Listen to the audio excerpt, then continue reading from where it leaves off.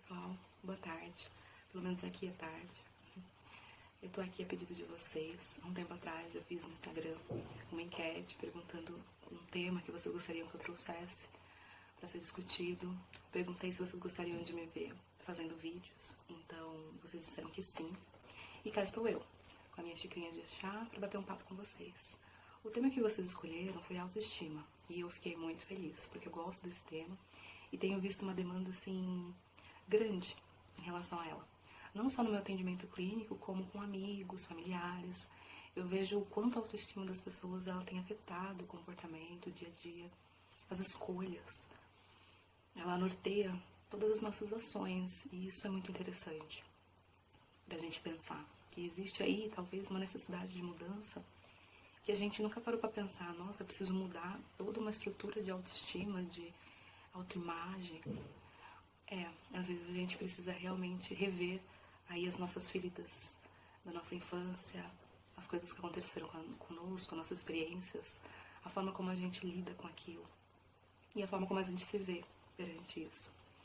Então, afinal de contas, o que é autoestima? A autoestima nada mais é do que o nosso valor próprio, o valor que a gente se dá. É a nossa opinião sobre a gente é criança, a gente vai construindo essa autoestima desde lá os nossos 10 meses de idade, mais ou menos.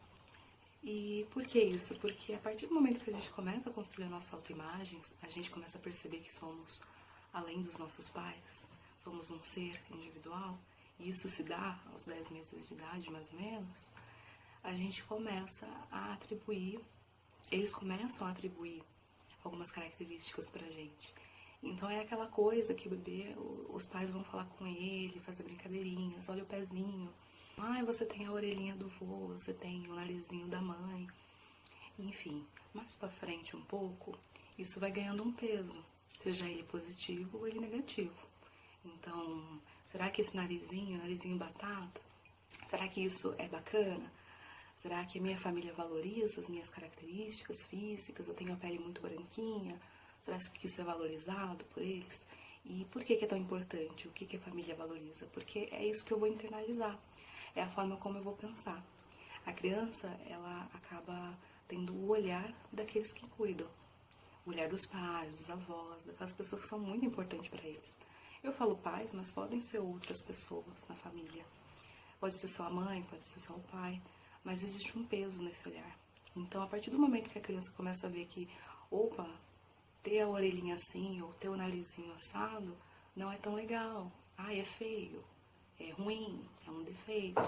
Ela vai internalizando isso, mesmo que isso não seja dela, seja uma coisa do pai, da mãe, que acha aquela característica não muito atraente, não muito legal, ou de alguém próximo. Qual que é o problema disso? Nenhuma. A gente tem essa autoimagem, então a gente olha pra gente e a gente fala, somos gordos ou magros. Essa é a autoimagem. Agora, a partir do momento que ela ganha um valor, nossa, isso é negativo. Ser gordo é automaticamente uma coisa repugnante. Isso é muito pesado. Isso é muito complicado. E isso vai sendo construído. Vai sendo construído e vai moldar a forma como aquela pessoa age em relação a si própria, em relação à sua segurança nas coisas que faz. E isso é tão importante, porque a gente está falando aqui de imagem corporal, a parte física, principalmente porque é muito fácil e é muito associável a autoestima e a imagem física. A gente tem essa relação muito clara pra gente. A autoestima é se sentir bonito e tudo, mas não.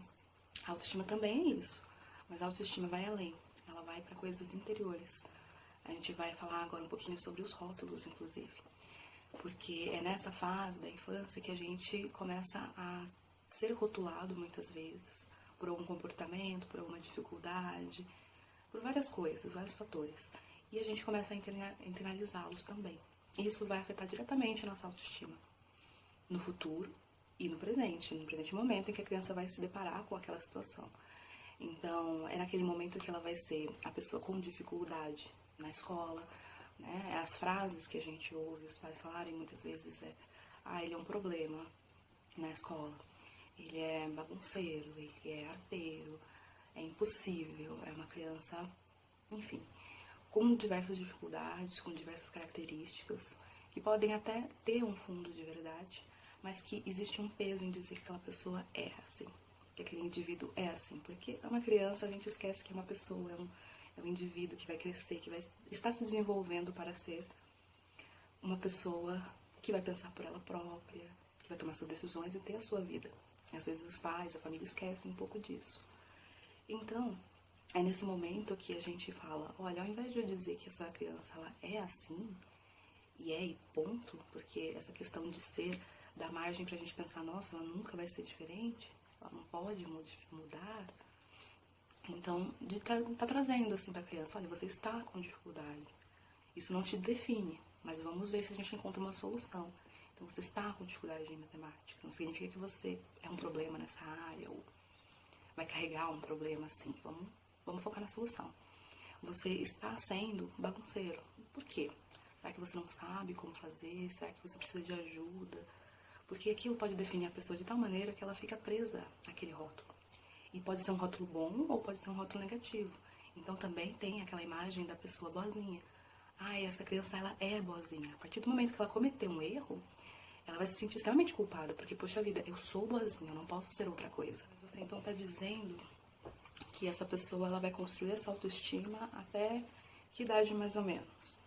Bom, mais ou menos até os 12 anos. Embora a adolescência tenha muitas experiências e é um período difícil que pode interferir também e é um facilitador de uma autoestima mais baixa.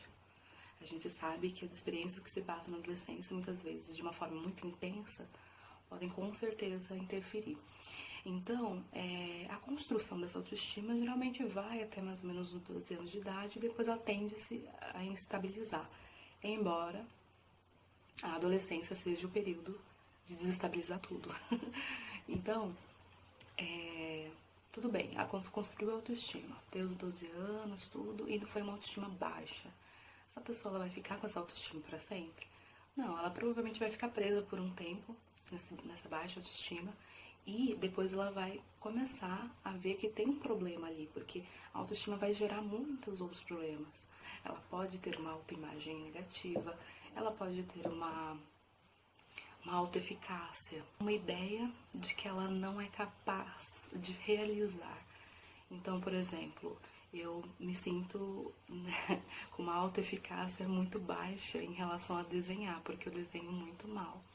Eu não sou boa desenhando, não sou boa pintando, porém a minha autoeficácia em escrever é muito boa.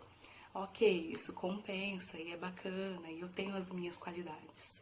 Essa pessoa pode generalizar de uma tal forma que ela tem uma baixa autoeficácia, ou seja, uma percepção de que ela possui menos capacidade de realizar tudo. Ela pode generalizar para tudo. Falar, eu não sei fazer nada, eu sou ruim em tudo, não encontro alguma coisa que eu seja realmente boa. Então, tudo isso faz parte ali também da autoestima, tem uma relação. Acontece que essa pessoa vai perceber um problema. E a gente espera, de verdade, que essa pessoa busque ajuda. Ela pode buscar ajuda nos lugares certos, nos lugares errados, mas de alguma forma ela vai procurar. E a gente sabe que existe sim uma possibilidade de mudança quando se quer, quando se pretende encontrar esse autoconhecimento, a busca realmente por algumas coisas internas, que é diferente de você buscar algo externo, porque a autoestima é nossa, própria, para com a gente mesmo. Então a gente precisa buscar dentro da gente. Isso é possível, é bacana e existe sim a mudança. Pode haver mudança. O grande problema é quando essa pessoa tenta buscar de uma forma mais fácil ou até um pouco mais superficial. Então é aquela coisa que a pessoa vai tentar o quê? Para melhorar minha autoimagem, eu vou buscar uma dieta, eu vou buscar um crossfit. E pode funcionar, só que a baixa autoestima ela tem um ciclo. Em que a pessoa se sente bem em algum período porque está fazendo alguma coisa, mas logo vem essa ideia, essa coisa crônica que muitas vezes, não é crônica, eu não gosto dessa palavra, mas é algo que fica ali, porque é interno. Então qualquer imagem externa não é suficiente. É aquilo que eu falei anteriormente, acho que eu falei, que qualquer pessoa pode vir e falar, ai, você é linda, você é bonita, você é capaz. Isso não vai interferir, porque é algo da pessoa interna para com ela mesma. Gente, todo exercício de autoconhecimento é válido. A leitura de livros, a busca por equilíbrio dentro de uma possibilidade de mudança, seja de casa, seja... Existe sim o seu efeito. Então, às vezes a pessoa precisa de um up, precisa de alguma coisa. Eu vejo por quê digo isso, né? Porque muitas pessoas vêm trazendo assim que amigos, eles tentam fazer mudanças nessa pessoa, seja física, de mudar uma cor de cabelo, mudar uma roupa, uma vestimenta, mudar de trabalho. Isso tem o seu valor. Mas se a gente não mudar dentro, fica muito mais difícil. Fica difícil, porque isso vai voltar em alguma forma. Então, o que eu indico muitas vezes é a arte, atividades terapêuticas e buscar coisas relacionadas a ela mesma. Então, com certeza terapia, com certeza. E algumas atividades artísticas mesmo, ou de desenvolver potenciais. Porque isso vai potencializar, de fato, aquele exercício de se conhecer.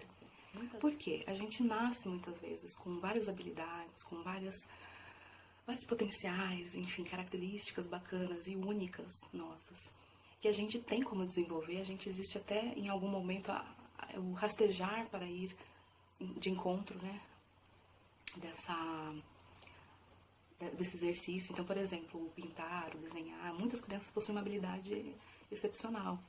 Então, ela em algum momento vai ali fazer alguma coisa e vai demonstrar esse potencial para os pais, para os adultos que estão ao redor, os professores, a escrita também, a matemática, alguma coisa que ela tenha de alguma forma um dom, uma paixão, seja fácil, seja algo que é gratificante. E essa habilidade muitas vezes é barrada porque a gente tem uma pressão social e um padrão imposto. Então, por exemplo, meninas. As meninas fazem balé, os meninos fazem futebol, esportes, e as meninas fazem outras coisas. Então, assim, tudo isso que é colocado de uma forma imposta, às vezes barram algumas habilidades, barram uma essência que a pessoa possui. É uma pessoa extremamente criativa, mas a exigência de estudar, de escola, talvez até de trabalhar mesmo na infância, às vezes acontece de barrar essas habilidades. Resgate pode ser uma nova forma de se encontrar uma nova identidade. Uma identidade mais positiva, com potenciais, com possibilidades diferentes. E ressignificar, uma palavra que a gente utiliza muito na psicologia, de uma forma geral, a psicanálise, é basicamente a ideia da gente conseguir olhar para o mesmo fenômeno, para as mesmas situações, só que com um olhar diferente. Pode parecer fácil, mas é algo muito difícil. Então, toda essa construção de identidade, de valor que ela atribui a si mesma, modificar isso é muito difícil. Leva tempo, demanda um esforço muito grande.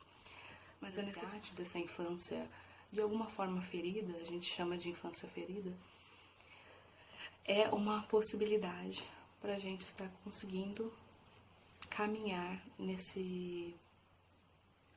nova etapa. Gente, esse vídeo já tá um pouco grande, então eu vou fazer uma parte 2 para não ficar tão cansativo. Talvez eu faça uns cortes, faça uma edição aqui para não ficar tão grande. Mas vou fazer uma parte 2, que eu acho que vale a pena. Bom, até daqui a pouco então. Para vocês, até daqui a pouco.